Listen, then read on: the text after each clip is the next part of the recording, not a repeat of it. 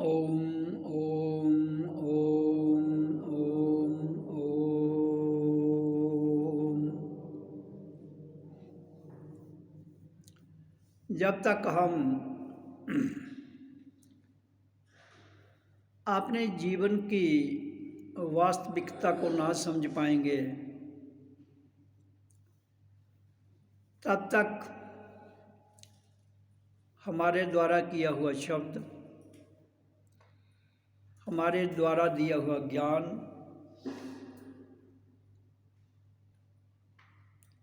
और हमारे द्वारा किया गया सत्संग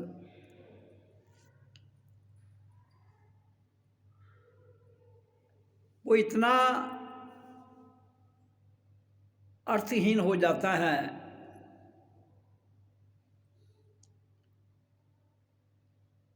जितना कि एक आम व्यक्ति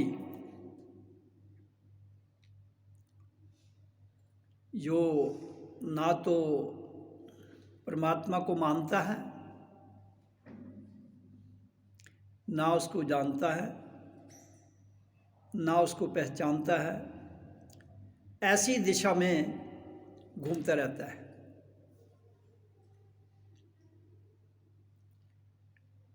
जहाँ मेरा कहने का अभिप्राय ये है कि जीवन मिला किस लिए है।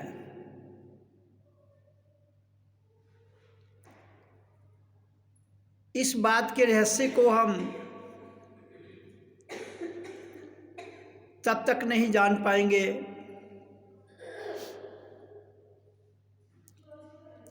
जब तक हम अपने भीतर नहीं झांकेंगे।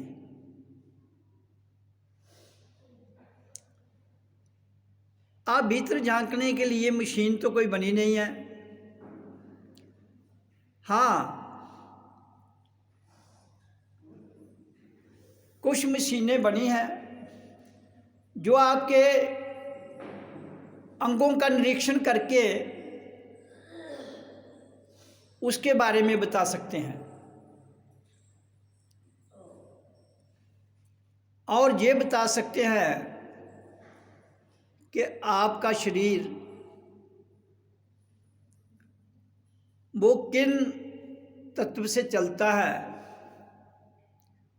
उसके बारे में ज्ञान दे सकते हैं। तो वो सारे का सारा ज्ञान भौतिक स्तर पर है।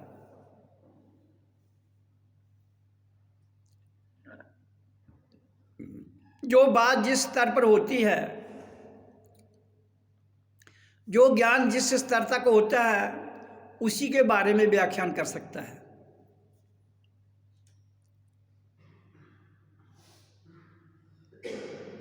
इसी तरह से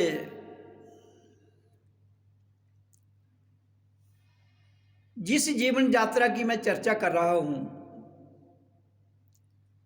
उस जीवन यात्रा को जानने के लिए हमें किसी प्रकार की भौतिक स्तर पर मशीन की आवश्यकता नहीं है।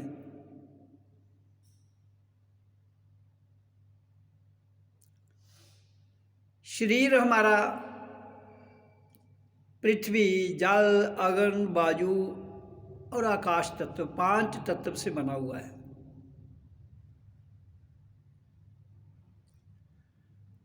और ये पांचों तत्व जो हैं ये प्रकृति में है। पृथ्वी भी है, प्रकृति है, जल भी जहाँ है, अग्नि भी जहाँ पर है, और वायु और आकाश शब्द।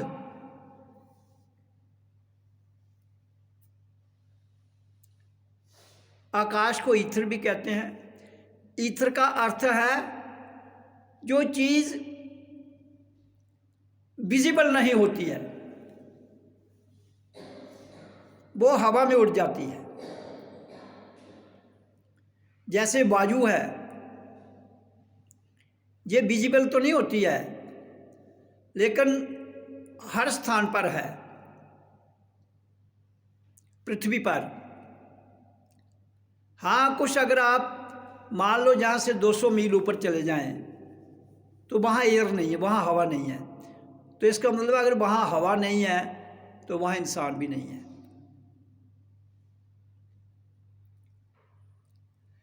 लेकिन संसार के लोग, जहाँ हमारे पुस्तकें, शास्त्र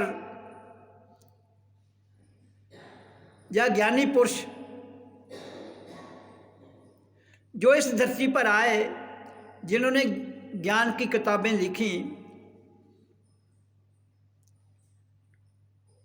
उन्होंने कहा कि वो इनसे परे है। किससे? पृथ्वी से, जल से, अग्नि से, वायु से, आकाश से। इससे परे भी है और इसमें उसका रिलेटिव ट्रुथ वास करता है।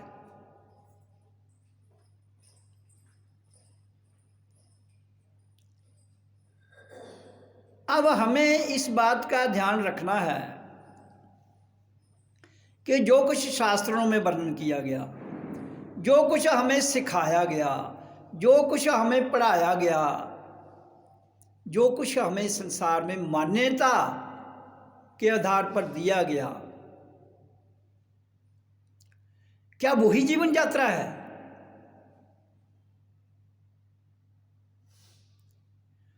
अगर वही जीवन यात्रा है तो फिर कभी भी सत्य का पता नहीं चलेगा।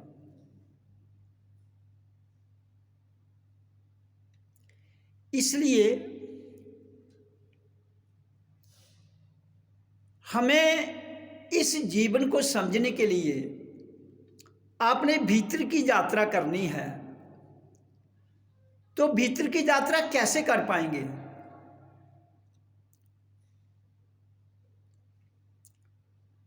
एक आपके रास्ते में जंगल है और आपने उस जंगल को क्रॉस करके पार जाना है, तो जंगल काटना पड़ेगा। अगर जंगल काटोगे नहीं तो आप फंस जाओगे।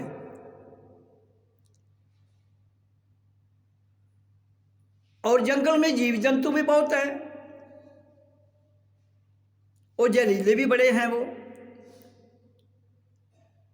तो इसलिए आपको एक ट्रैक बनाना पड़ेगा। उस ट्रैक में आपको साफ करते हुए आगे जाना पड़ेगा। इसी तरह से जितनी संसार की मान्यताएं, जितनी प्रथाएं, जितना शास्त्र ज्ञान, जितनी हम जहाँ उच्चारण, धारणा, ध्यान, समाधि, ये जितनी भी अवस्थाएं हैं, जब तक इनसे परे इस जीवन की धारा को ले जाते हुए स्वयं प्रत्यक्ष रूप में नहीं देख पाएंगे, स्वयं प्रत्यक्ष रूप में अनुभूति नहीं कर पाएंगे, हम उस आत्म तत्व, हम उस सत्य से, हम उस अलौकिक डिवाइन पावर से वंचित रह जाएंगे। फिर क्या करेंगे हम? उसकी नकल करके, नकल का सहारा लेके संसार में मान्यताओं पर आधारित हो जाएंगे। मैंने बहुत बार वाणी में बड़े प्रत्यक्ष रूप में ये स्पष्ट किया है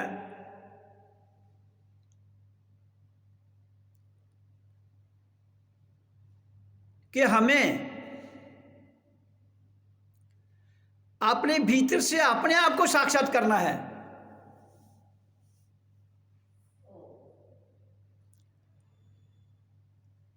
क्योंकि हर व्यक्ति के अंदर, नर नारी, बच्चा, बूढ़ा, नौजवान, सबके भीतर एक ही आत्मा का प्रकाश प्रकट होता है। वहां ना किसी धर्म की दीवार है, ना कोई मान्यता है, ना कोई प्रथा है, ना कोई जात पात है, ना कोई भाषा का तकरार है, ना नस्ल भेद की परिभाषा है। वो एक निर्मल प्रकाश ज्योत है। और उस ज्योत में जब हम स्थिर कर लेते हैं तो आपका जो जंगल जिसकी मैं चर्चा कर रहा हूं, अंधेरा, वो लोप हो जाता है। जब अज्ञानता का अंधेरा लोप हो जाता है और भीतर का अंधेरा लोप हो जाता है तो भीतर प्रकाश चमकता है और उस प्रकाश के द्वारा ध्यान से जो ज्ञान उत्पन्न होता है वो हमारे भीतर परिपक्वता की ओर जाता हुआ हमें समाधि अवस्था में और तुरातीत, कालातीत,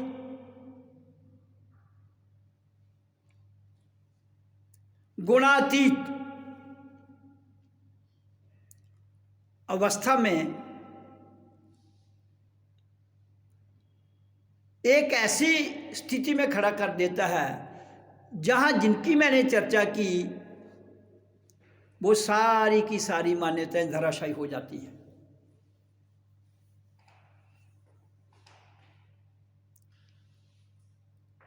ऐसा करने में जो सक्षम इस जीवन के रहते हुए हो जाता है वो जीवन के सत्य को समझ जाता है, उसको जीवन जीना आ जाता है।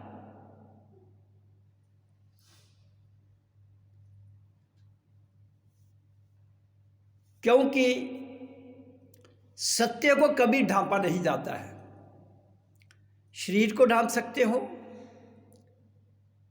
वाणी को लिपा पोछी करके तुम उस पर पर्दा डाल सकते हो, लेकिन जिस आत्मीय सत्य की मैं बात कर रहा हूं उसको कोई नहीं ढांप सकता।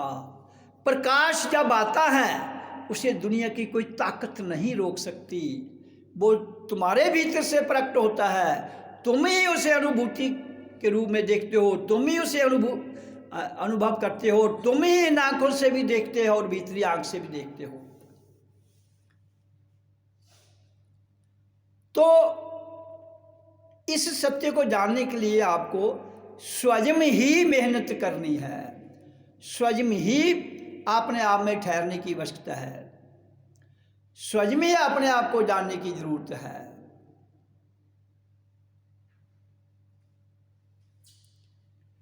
जहां संसार क्या करता है,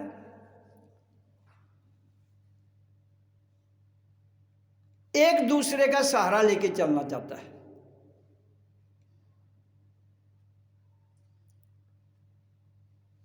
सहारे की जरूरत कब होती है?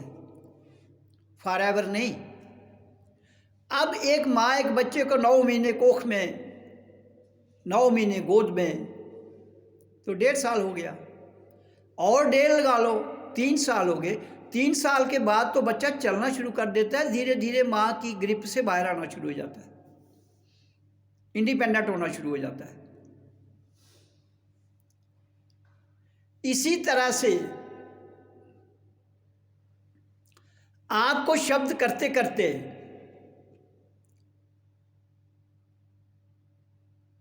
भी 3 साल में अपने आप को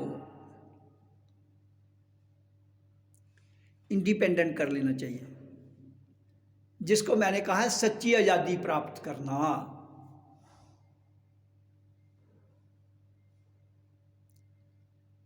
और जब वो सच्ची आज़ादी प्राप्त कर लेते हो फिर डंके की चोट पर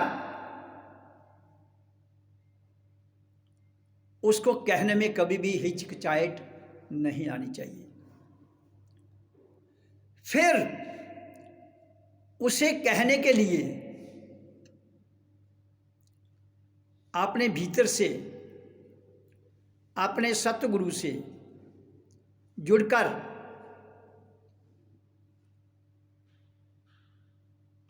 आकाश से आती हुई वाणी को प्रकट करना चाहिए।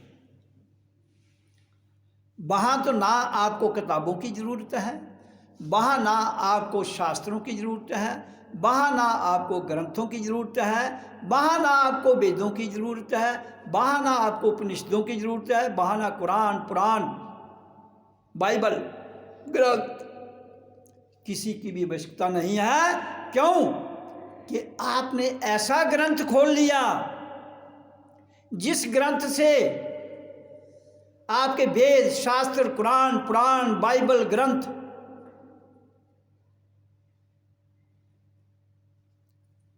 और महात्मा बुद्ध की धमा जो वाणी है वो लिखी गई है। मैं सदैव यही कहता हूं, अपनी किताब पढ़िए, अपनी किताब खोलिए जो सब ग्रंथों की माँ है और सब ग्रंथों की बाप भी है।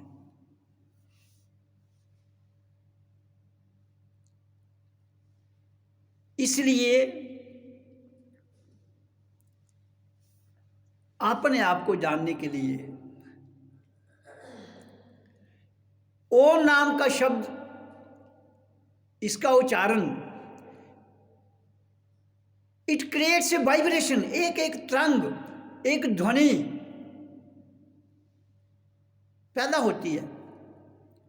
जो ध्वनि हमारे मूलाधार से उठती हुई मेरुदंड के रास्ते से हमारी भ्रिकुटी में और सहस्त्रधर कमल से होती हुई सत्यलोक तक चली जाती है।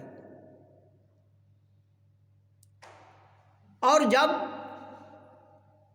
वो सत्यलोक तक चली जाती है तो आपका जो जंगल था मूलाधार से लेकर सत्यलोक तक वो सारा साफ हो गया। तो इस वाले जंगल की मैं चर्चा कर रहा हूं, उदाहरण के लिए मैं आपको भौतिक स्तर पर बता रहा हूं। और जब तक तुम इस मार्ग को, जो हर्डल है इसके बीच, रुकावटें हैं, अवरोध हैं, उनको नहीं हटा लोगे तब तक आप सत्य को नहीं जान सकते। और इस मार्ग पर चलते हुए मूलाधार से लेकर सत्यलोक तक आपको कई प्रकार की मान्यताएं जो आपके दिमाग पर बिठाई गई हैं कि ये भगवान है, वो भगवान है, उनके मनोनीत किए हुए आकार आपके समक्ष आएंगे और आप कहेंगे मुझे तो भगवान के दर्शन हो गए। तो वहाँ जो आपको आकर्षण करने वाली मान्यता के आधार पर शक्तियाँ हैं वो अपनी ग्रिप में भी ले सकती हैं। इसलिए हमें इस यात्रा को करने के लिए किसी भी मान्यता के आधार पर तथाकथित काल्पनिक आधार पर जो यहाँ भगवान बताए गए हैं उनके किसी आकार को ना छेड़ते हुए, ना उसमें फंसते हुए अपने मार्ग, अपने लक्ष्य की ओर इस मार्ग के द्वारा आगे बढ़ते जाना है। जब आप ऐसा कर लेंगे तो आपके भीतर से ही एक प्रकाश की ज्योत, शब्द की अनंत ध्वनि और प्राण शक्ति एक ऐसा साक्षात स्थान आपके सतलोक में बना लेती है जहां से आप सदैव मुक्त हो जाते हैं।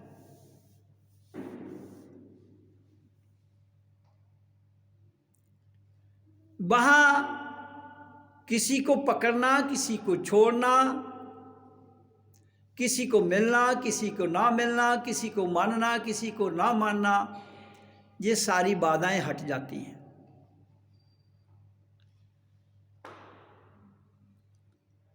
फिर जो हो रहा है, जो होगा, जो हो चुका, अतीत, भविष्य, ये सब वर्तमान में आ जाते हैं। और जब अतीत और भविष्य वर्तमान में आके ठहर जाते हैं तो आपकी स्थिति एकदम आत्म की शक्ति में प्रकट तो पहले हो चुकी थी, स्थिर हो जाती है।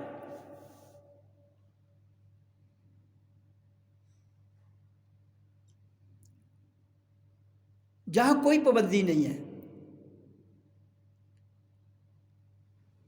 जब आपने अपने आप को जान लिया, पहचान लिया, मान लिया और अलौकिक डिवाइन पावर, अल्टीमेट सत्य को जान लिया, तो आपके लिए पाप पुण्य की परिभाषा खत्म। पाप और पुण्य की परिभाषा ये सारी की सारी आपकी नीचे लेवल में है। क्यों? क्योंकि ये ध्वनि के द्वारा क्रिएट की गई है। ये पाप है, ये पुण्य है। तो पाप पुण्य केवल आपके शब्दों तक रह जाता है। जब आप इन सब को क्रॉस करते हुए आगे चले जाते हैं, पाप पुण्य बहुत नीचे रह जाता है, आपको कोई असर नहीं करता है। तो दुनिया तो किसी को कहती है तुम पाप में फंस जाओगे, तुम ये करोगे, पुण्य में फंस जाओगे। स्वर्ग और नरक की बात करेंगे। स्वर्ग और नरक है क्या? ये आपके भीतर से निकले हुए दो विचार हैं। कभी आपका मन बड़ा शांत एक सरल स्थिति में होता है, आप आनंदित होते हो, तो वही स्वर्ग है। और कभी आपके विचार क्षुब्ध होते हैं, अपसेट होते हो, तो वो नरक है। लेकिन जिस दिन तुम अपने आप को इन दोनों से परे ले जाओगे, फिर आप अगर इन दोनों में अपने आप को कभी ले भी आते हो, तो ये आपका कुछ बिगाड़ेंगे नहीं। ना तो आपको परेशान करेंगे और ना ही आपको खुश करेंगे। एक समभाव में आपके भीतर एकाग्रता लाते हुए आपको जीवन को एक स्थिर भाव में वर्तमान में साक्षात करते हुए आपको जीवन है क्या कि समझ दिला देंगे।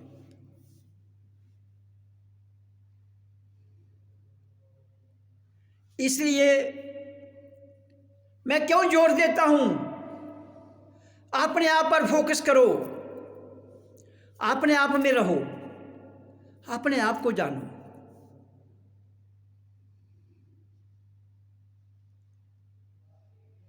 क्योंकि तुम्हारा अपना आप ही तो भगवान है, तुम्हारा अपने आप ही ईश्वर है, तुम्हारा अपना आप ही परमात्मा है, तुम्हारा अपना आप ही आत्मा है, और तुम ही अपने आप में साक्षात हो।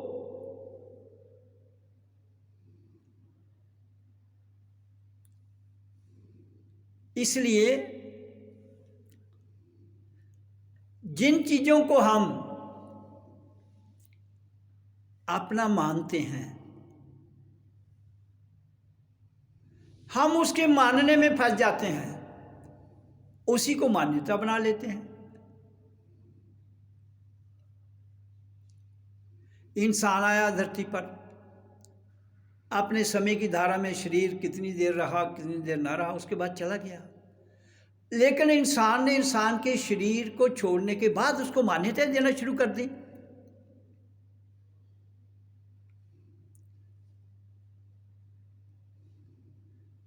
जबकि सब कुछ प्रकृति में किसी हद तक एक अनुशासन की आवश्यकता है। अनुशासन सदैव नहीं रहता है।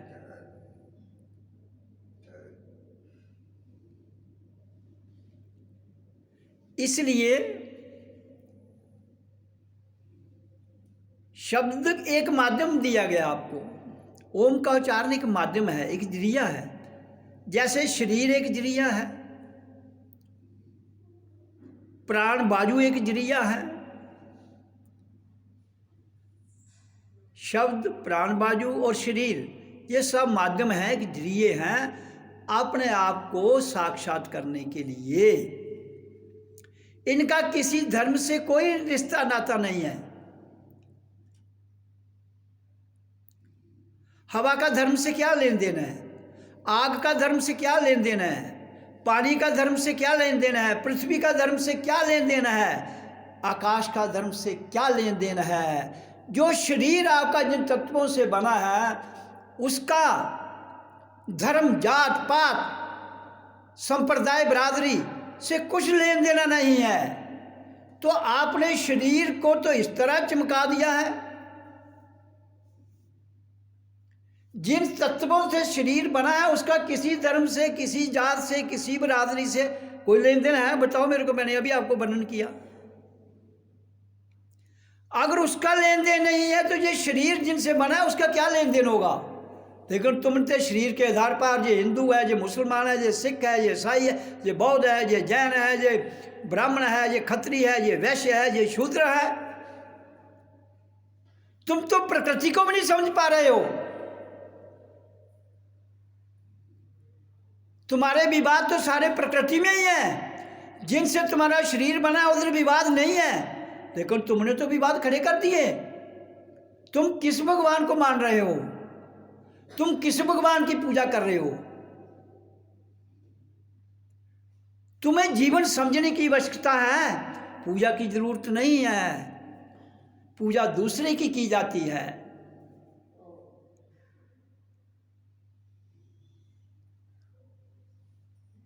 पूजा अर्चना दूसरों की जाती है, वहां से कुछ मांगा जाता है। मेडिटेशन, ध्यान, समाधि एक कोई पूजा पद्धति नहीं है, एक मार्ग है आपके लिए जिसे आपने अपने आप को समझने की जरूरत है। क्या समझना है? जहां तुम्हें जो गलत धारणाओं के आधार पर इस संसार में स्थापित कर दिया गया है उन बातों को निकालने की जरूरत है।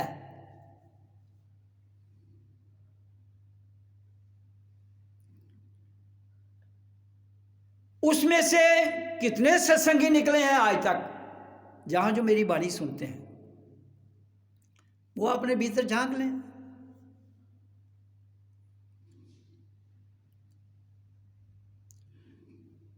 इसलिए मेरा कहने का भाव ये है कि जब तक हम जो चीजें हमें विरासत में प्रकृति ने दी हैं उनको समझना नहीं चाहते हो, जो विरासत में तुम्हें 10 रुपये मिलते हैं, मकान मिलता है माँ बाप का, अपने बुजुर्गों का, उस विरासत को आप चिपक के बैठे हो। लेकिन जो विरासत आपको मिली है उस विरासत को समझने की जरूरत ही नहीं समझते हो तुम, तो किस भगवान की तुम पूजा कर रहे हो? वो कहते हैं भगवान कण कण में है। कण कण का अर्थ क्या है? आपकी पृथ्वी, आपका जल, आपका वायु, आपकी अग्नि, आपका आकाश, जिनसे आपका शरीर बना है वो सारे उसी की वाइब्रेशन से चल रहे हैं। वो आपका शरीर है तो आपके कण कण में वास करता है। जो चीज़ आपके भीतर कण कण में वास करती है वो प्रकृति में भी वास करती है, क्योंकि बाहर हवा भी है, बाहर पृथ्वी भी है, बाहर जल भी है, बाहर अग्नि भी है, बाहर आकाश भी है। तो भीतर भी है जिससे हमारा शरीर बना है और बाहर भी है जो प्रकृति है। फिर मुजस्मे खड़े करने की क्या जरूरत है? फिर क्या जरूरत है? हाँ, बैठने के लिए स्थान बनाया जाता है, जैसे ये हॉल बना है, हॉल बनाओ, बैठो, मेडिटेशन करो, जानो अपने आप को, समय दो। खाली एतबार 1 घंटा 1.5 घंटा आने से काम नहीं बनेगा। इसके लिए रातें मिली हैं आपको, पूरी रात देनी पड़ेगी खुद को जानने के लिए। दूसरों को जानने के लिए रातें नहीं गुजारनी पड़ेंगी। दूसरों को जानने के लिए खाली मेल जोल रखना है संसार से, वायदी तौर पर तो आपको समझ आ जाएगी। खुद को जानने के लिए आपको रातें गुजारनी पड़ेगी। लेकिन कौन है जागने के लिए तैयार? इधर नींद बहुत प्यारी है।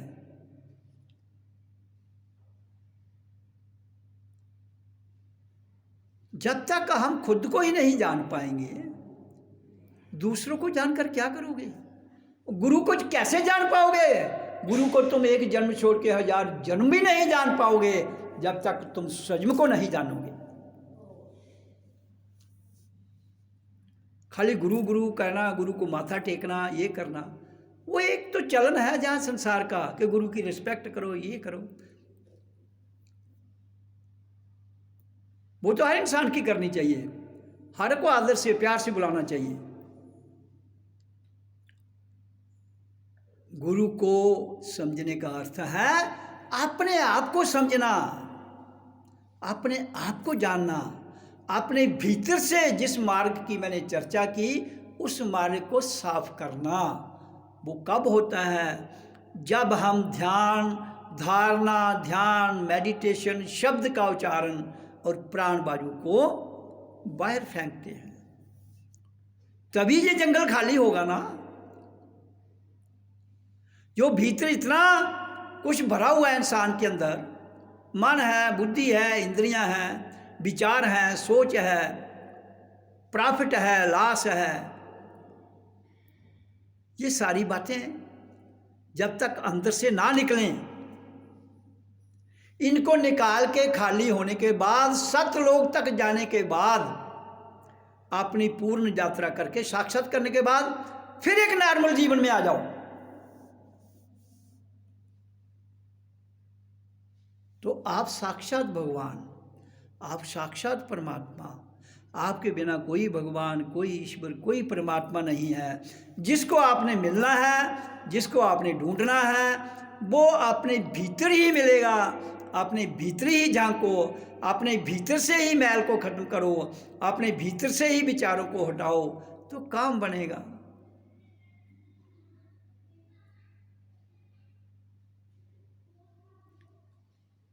इसलिए जीवन बारंबार भी मिलता है, कभी कभी भी मिलता है, लेकिन जो मिला है, एक मिलना है, एक मिल चुका है, जो मिला है उसको तो सुधार लो।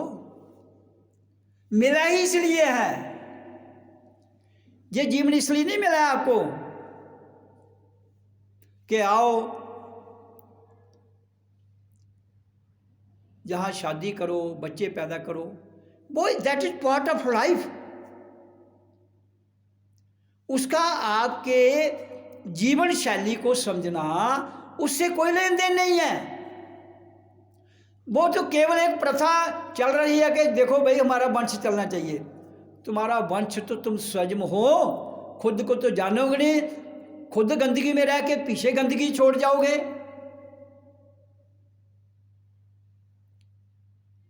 क्योंकि तुम्हारी जो उपज है, तुम्हारी जो संतान है, वो तुम्हारा ही तो देन है।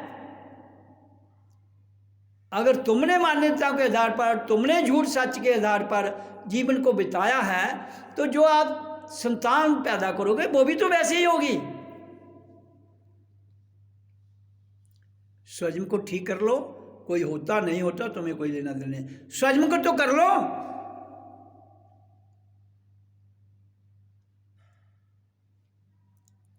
इसलिए जब तक आप खुद को ठीक नहीं करते हो, ठीक है आप कोई खराब थोड़े हो, सब कुछ है आपके साथ, टांगे हैं, हाथ हैं, पाँव हैं, आंख, नाक, कान, चेहरा, सब कुछ है।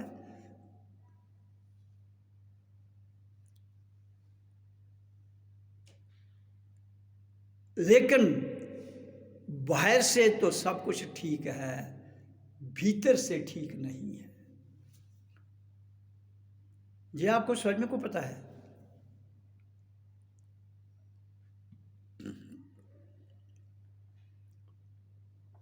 तो भीतर से तभी तुम अपने आप को एक ऐसी ऊर्जा, एक ऐसी इनफाइनाइट ताकत से तभी जोड़ पाओगे जब तुम एक जिस छोटा सा डब्बा जो आपका शरीर है, इसे बाहर भी देखना पड़ेगा। पहले भीतर से इसको, क्योंकि बाहर देखने के लिए इसके भीतर जाना पड़ेगा, और इसके भीतर इतनी बड़ी दूरबीन है जिसको थर्ड आई कहते हैं, जिसको दिव्य ज्योत कहते हैं, जिसको दिव्य दृष्टि कहते हैं। और जैसी दृष्टि होती है वैसी सृष्टि बन जाती है। आपकी दृष्टि जिसको देखती है, पहले दृष्टि देखेगी, उसके प्रति जैसे विचार बनाएगी, तो आपने बनाए ना। दुनिया की रचना आप कर रहे हो, परमात्मा को थोड़ी चिट्ठी पड़ी है। दृष्टि से सृष्टि की रचना होती है। तुम्हारी आंख देखती है, उसको कहती है ये गोरा है, ये काला है। तुम्हारी दृष्टि देखती है, कहती है यार ये आदमी मुझे थोड़ा ठीक लगता है, ये गड़बड़ लगता है। तो तुम्हारी दृष्टि ही सृष्टि का निर्माण कर रही है। और जिस दिन ये दिव्य दृष्टि हो जाएगी, उस दिन सृष्टि का निर्माण करना बंद कर देगी और तुम आजाद हो जाओगे। क्योंकि निर्माण करके तुम अपने आप को कैद कर रहे हो। गुलामी की जंजीरें, जिस चीज़ का तुम निर्माण करोगे वही आपके लिए बाधा बनेगी, वही आपके लिए बहुत बड़ी रुकावट। जीवन में आप जिससे दोस्ती करके देख लेना, फॉरएवर दोस्ती किसी की नहीं निभेगी। बहुत कम रेयर मिसाल मिलेंगी जिनकी मैत्री, अब जैसे कृष्ण और सुदामा की एक ही कथा है, यहाँ मैत्री की बात आती है कि कृष्ण और सुदामा की मैत्री फॉरएवर रही। और भी तो बड़ी दुनिया हुई, कहीं कोई जिक्र नहीं आया। तो अगर पूरी दुनिया में दो लोगों की मैत्री निभ गई, तो बाकी तो मैंने देखा कि जब शादी होती है तो बड़े प्यार से होती है, धूमधाम, ढोल डंके बजते हैं। बाद में जब कुछ मुँह नहीं चल देते, तो कख नहीं होता, लेकिन होता है हर घर में। क्यों? कि सृष्टि हमारी जो है वो दृष्टि से बनाई जाती है। किसी के प्रति अच्छा बुरा हम सृष्टि बनाकर दृष्टि का प्रयोग करते हैं।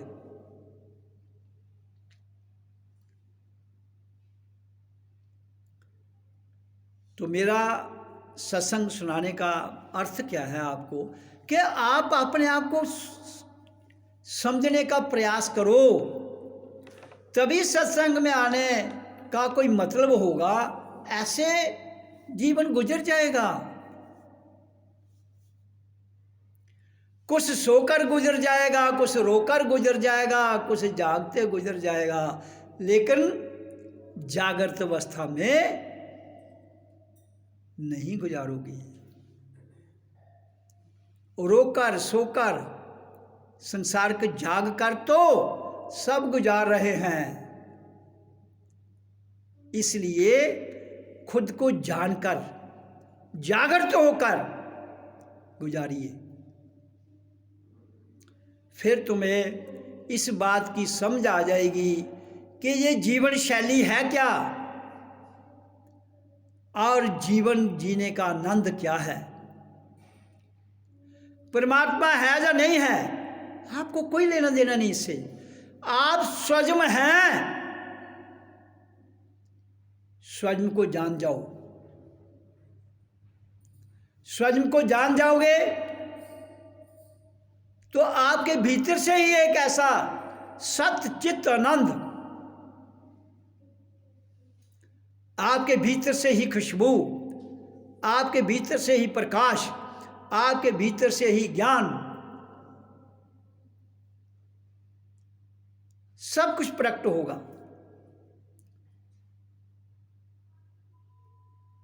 धरती में आप फसल लगाते हो, गुड़ाई करते हो, खेत को फर्स्ट क्लास बनाते हो, खाद देते हो, तो फसल पैदा हो जाती है।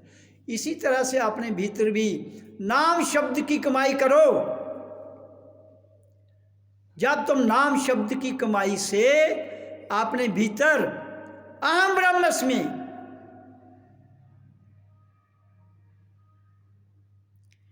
इस वाणी को सत्य के आधार पर प्रकट करके अपने आप को जान जाओगे, उस दिन समझ आएगी आपको, मैं शरीर नहीं हूं, मैं पृथ्वी नहीं हूं, मैं जल भी नहीं हूं, मैं अग्नि भी नहीं हूं, मैं वायु भी नहीं हूं और मैं आकाश भी नहीं हूं।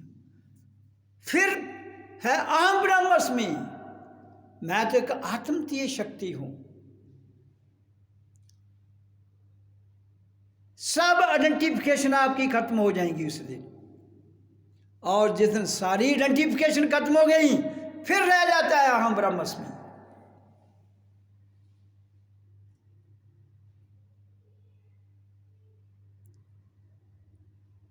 तो इसलिए ये जीवन हमें मिला है, इसको जीना सीखिए।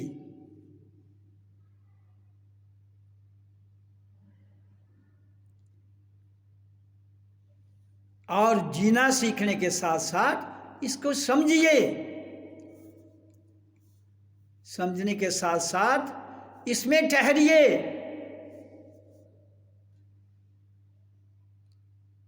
जहां संसार फंसा है वो सत्य नहीं है भाई,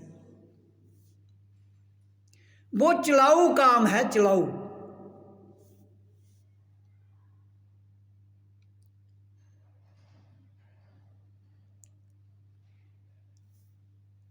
इसलिए आप एक खुदा का स्वरूप हैं, आप चलाऊ काम के लिए नहीं आए हैं। इसलिए आपको अपने भीतर से शब्द का उच्चारण करना है, भीतर से।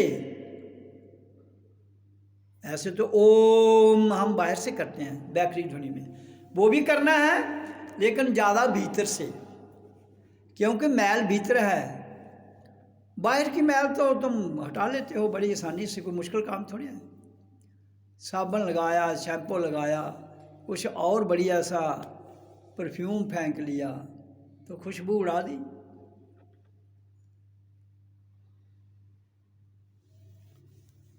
तो बाहरी खुशबू बाहर ही फैलती है, भीतर की खुशबू भीतर फैलती है। इसलिए भीतर की खुशबू को समझने का प्रयास करो और जीवन का आनंद लो। ओ